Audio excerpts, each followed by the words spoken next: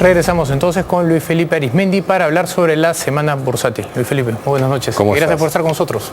Bien, bueno, una semana con algunos anuncios. En la parte internacional, sobre todo, recientemente habló, el día de hoy, ya se estaba esperando, el presidente de la Reserva Federal, el señor Bernanke de Estados Unidos, y tuvo un efecto interesante porque el sentido de las cosas, como dijo, diferente de lo que ocurrió hace unas 3 o 4 semanas atrás, más bien ha hecho reflexionar a los mercados en el sentido que va a continuar de una manera un poco laxa, digamos, de una manera más abierta, el programa de compra de bonos de manera que se siga inyectando liquidez en el mercado norteamericano, por lo tanto, y manteniendo de alguna manera las tasas relativamente bajas, y no con la intención, digamos, alcista, que se notó claramente en las semanas pasadas, haciendo caer el precio de los bonos. De hecho, en las últimas semanas hubo un fenómeno extraño de caída de precio de los commodities, caída de los precios de los bonos y caída de precio de las acciones.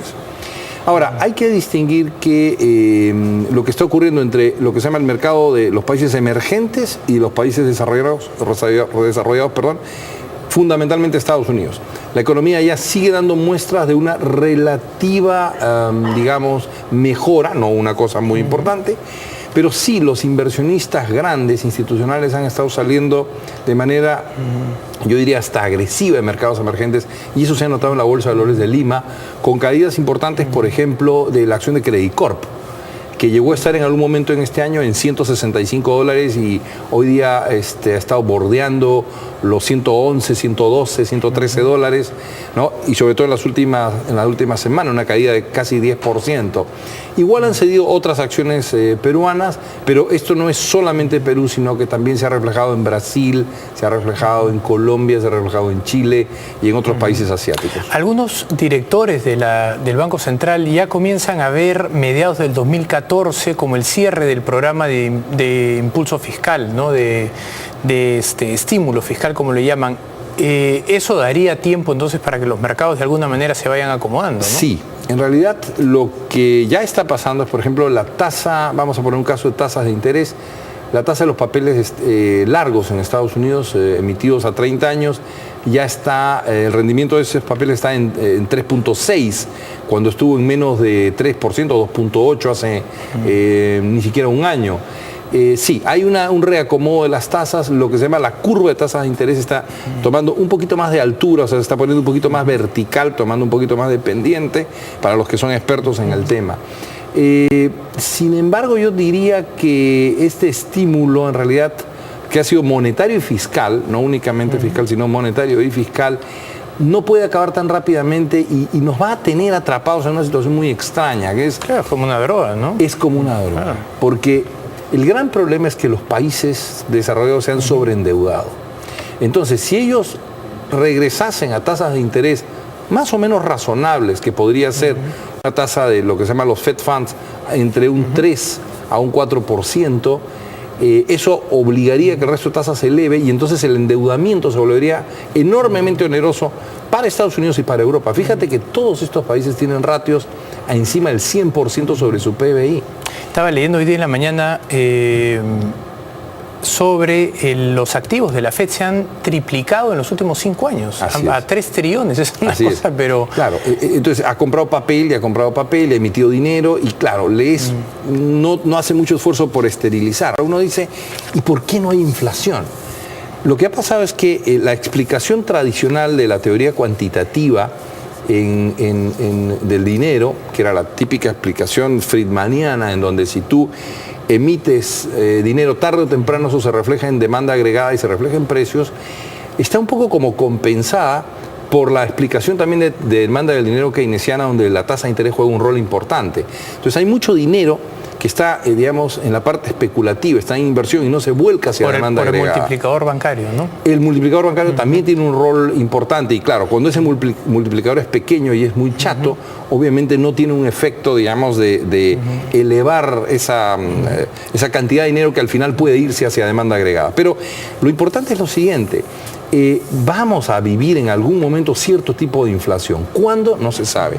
Hay gente que dice que eventualmente la inflación va a venir de China cuando el renminbi yuan se empiece a apreciar, como debería ocurrir, Y China, en vez de ser una economía fundamentalmente exportadora, se vuelve una economía mixta, o sea, parte se dedique al mercado interno y parte al mercado externo.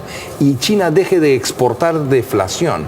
Porque hay un tema que se discute mucho entre economistas y es que estamos midiendo adecuadamente la inflación. Por ejemplo, hay un típico índice que se mide en Estados Unidos en cual le quitan alimentos y energía. Bueno, si le quitan alimentos y energía al índice inflacionario, en realidad, ¿qué cosas estamos midiendo? Electrodomésticos, aparatos eléctricos, servicios, no sé, sobre todo. Servicios, ¿no?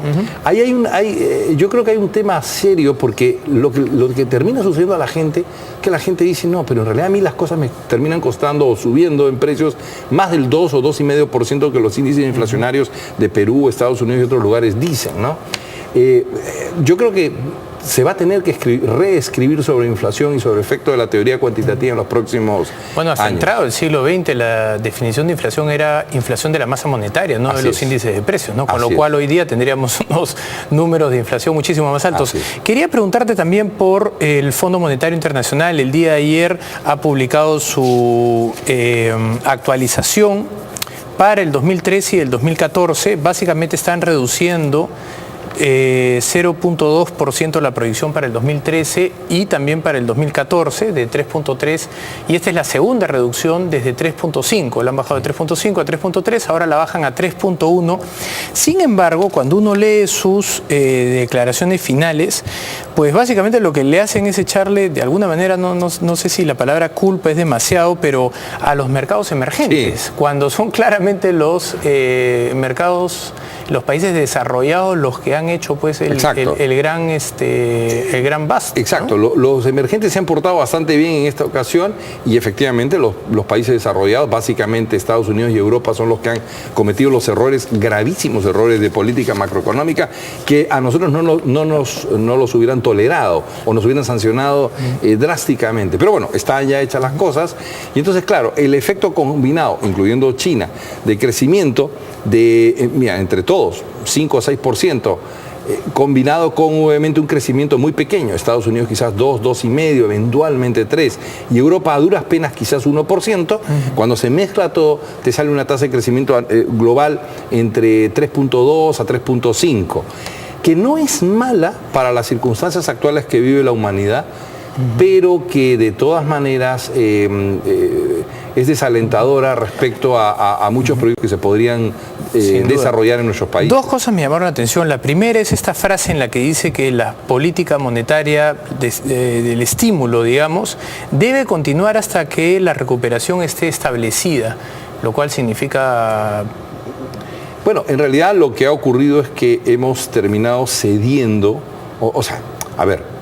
lo que vamos a hacer es, de alguna manera va a haber inflación. No puede fallar ese pronóstico en algún momento, porque cuando los agregados monetarios crecen por encima de la economía real, tarde o temprano, se refleja en incremento de precios.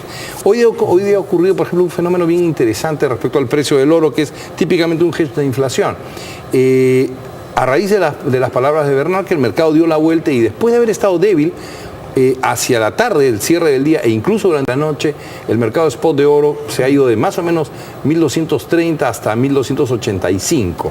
No sé qué ocurrirá mañana y los próximos días, pero la sensación que tengo es que esa percepción de que la inflación no iba a ser un problema hasta hace unas 2, 3 o 4 semanas atrás, eventualmente está siendo repensada en términos de que este estímulo monetario se va a mantener. No hablan de reformas, bueno, mencionan reformas laborales, cosa que sabemos eso cada país toma, pero no hablan de productividad, no hablan de mejorar las tasas de ahorro, al contrario, ¿no? Lo que proponen es que China comience a consumir.